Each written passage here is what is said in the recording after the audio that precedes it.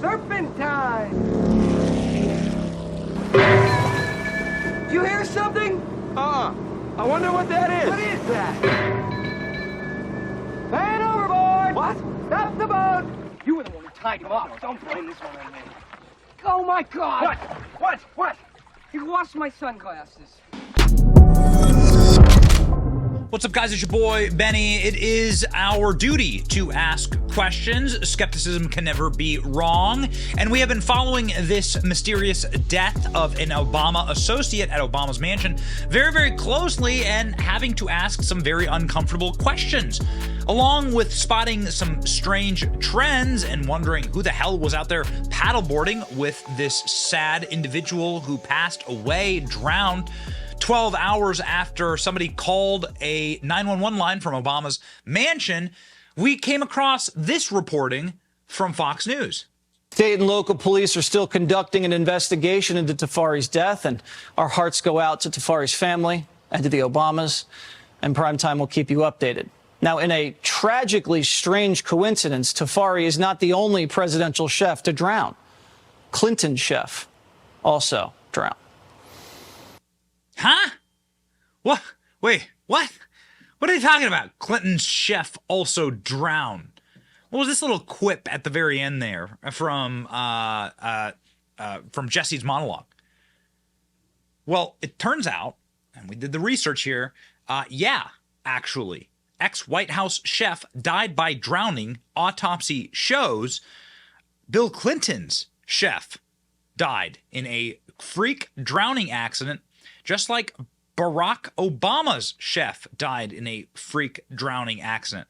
Now, some people are saying, oh, hey, maybe this is because they wanted to get rid of these guys because they know all the secrets. And, if you're going to cook food for someone, you're going to have to know the most intimate details about them. And they were going to write a expose and a tell-all book, and they were going to, blow up the Illuminati and all this thing, World Economic Forum.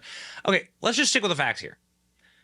How many drownings are there of adults in America every single year?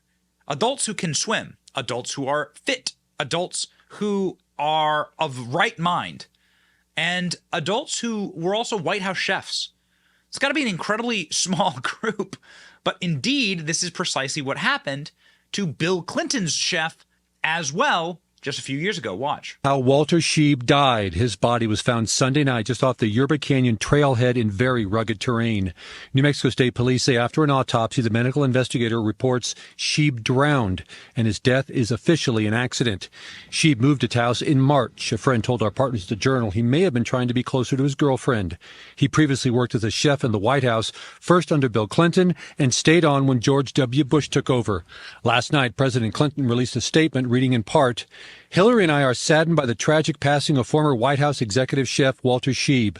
Our family was grateful to have Walter with us in the White House for 6 years, where we and visitors from around the world loved his delicious and creative meals.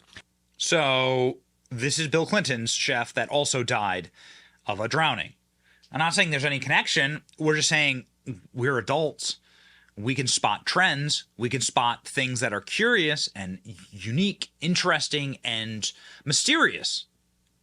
Why does this seem to be happening? And these aren't the only questions that we have to ask of the mysterious drowning at Barack Obama's home.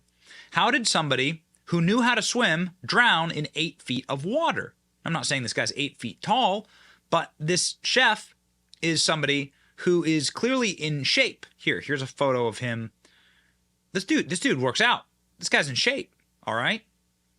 How's this guy drown in 8 feet of water? Now, there are photos from his Instagram page saying, I don't know how to swim, still can't swim, but these were from a couple of years ago, 2017, 5 years ago, to be exact. In fact, an update on his Instagram feed shows that he became a very proficient swimmer. Here are photos of him doing laps in a pool and swimming, clearly practicing for, I don't know, something. Here's his swimming summary on his Apple Watch about the success of his working out as a swimmer. Here he goes. This is a video of him swimming.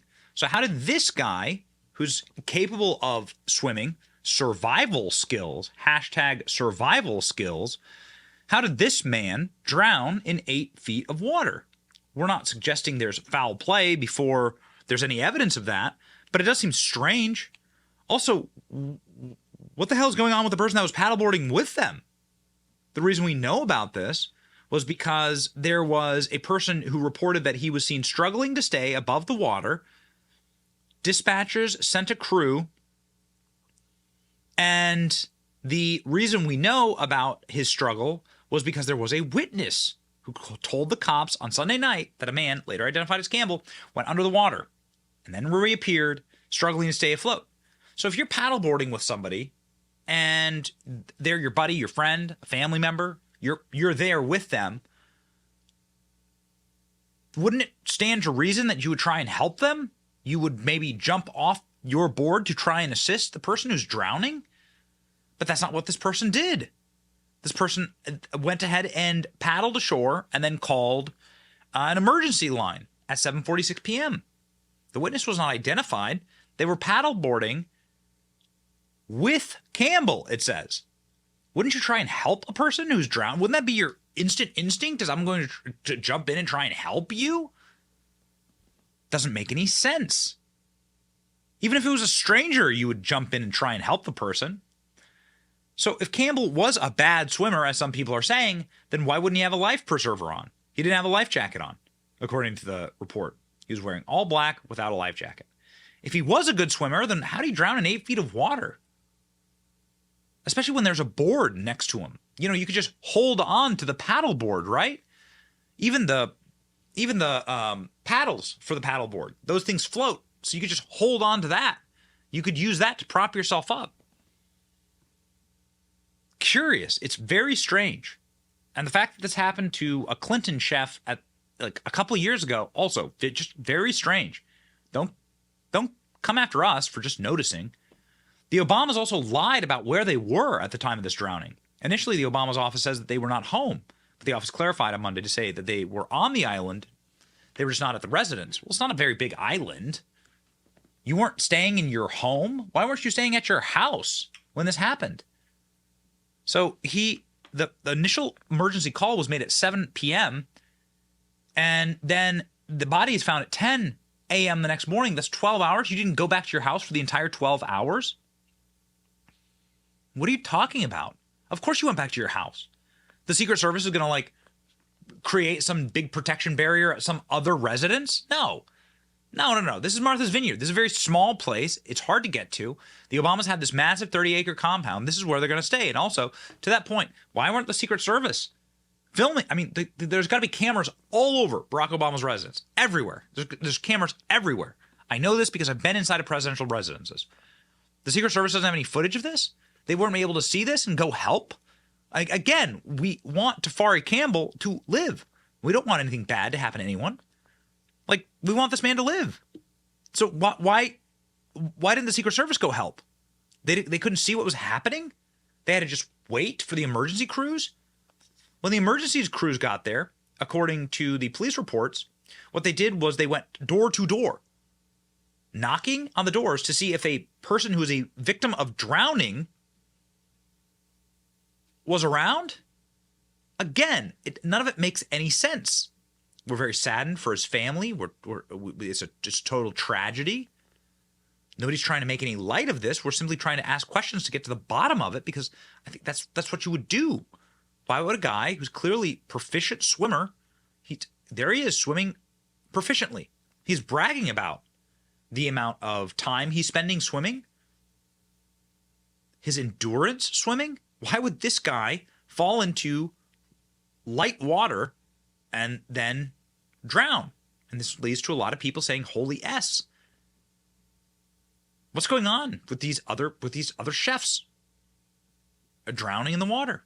Here's the Daily Mail article. Former White House chef, 61, drowned during fatal hike in New Mexico. Well, that's strange. 61. This guy seemed to be in good shape. This guy was on a big hike. Why would he have drowned? Doesn't make any sense. Don't make no sense. Can't explain it. So the best we can do is play for you the evidence and say, hey, you know what? You decide. Certainly the last thing we want to do is make light of a situation like this. But the best thing that you could do for any survivor and anyone who cares about these people, and we certainly do, we care about all of our fellow Americans and want them all to live happy, productive, peaceful, healthy, safe lives. We don't want any tragedy to befall our fellow countrymen. But the best you can do in a situation like this is to say, wait a second, the corporate press have lied to us time and time again. Every narrative has been false. And so it is actually our responsibility to simply ask questions. And these are important questions. Why did this happen to a Clinton chef? What's the story there? And more importantly, can you please answer some questions? Release the phone calls at the Secret Service? Why didn't they help this guy? Those are real questions. And that's why we're asking them. It's your boy Benny. Like, share, and subscribe. See ya.